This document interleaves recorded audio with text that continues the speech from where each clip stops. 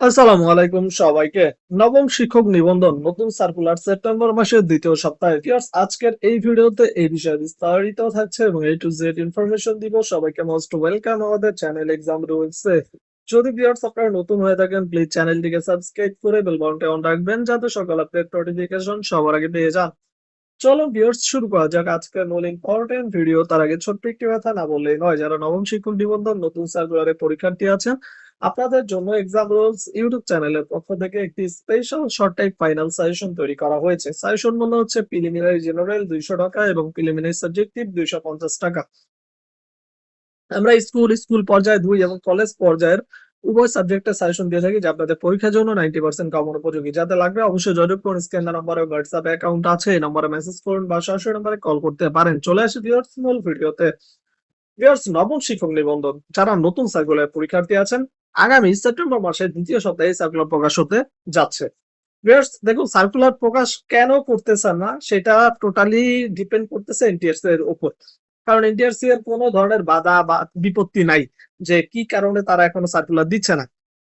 তারা এখন কোনো ধরনের রিজন দিতে পারবে না। ঠিক আছে? মানে তাদের কাছে এখন রিজন নেই। আগে তো রিজন দিত যে চেয়ারম্যান চেঞ্জ হইছে, এই চেঞ্জ হইছে, সেই চেঞ্জ হইছে। বিভিন্ন রিজন দিত। বাট সার্কুলার দিতে পারছে না এখনো কোনো না কোনো কারণে। এটা ইচ্ছাকৃতভাবেই দিচ্ছে না আমার মতে। কারণ হচ্ছে সার্কুলার রেডি, সবকিছু রেডি। পদ সংখ্যা আপনার যা দরকার ছিল, মানে আনুষঙ্গিক যে কার্যক্রমগুলো দরকার একটা সার্কুলার তৈরি করার জন্য, সকল কার্যক্রম কিন্তু সম্পূর্ণ। যে কোনো মুহূর্তে তারা সার্কুলার দিতে পারে। তো সেপ্টেম্বর মাসের দ্বিতীয় সপ্তাহের মধ্যে সার্কুলার আসার সম্ভাবনা বেশি। আর সার্কুলার দিলে সর্বোচ্চ আপনি 15 থেকে 20 দিন সময় পাবেন আবেদনের জন্য। আর 1 থেকে 1.5 মাস সময় পাবেন জাস্ট এক্সামের জন্য। 1.5 মাসও নাও পাইতে পারেন, 1 মাসের মধ্যেই তারা প্রিলিমিনারি আয়োজন করতে পারে। কারণ তাদের মূল টার্গেট হচ্ছে এক্সামটা খুব দ্রুত নেওয়া। সার্কুলার দেওয়ার সাথে সাথে এক্সাম।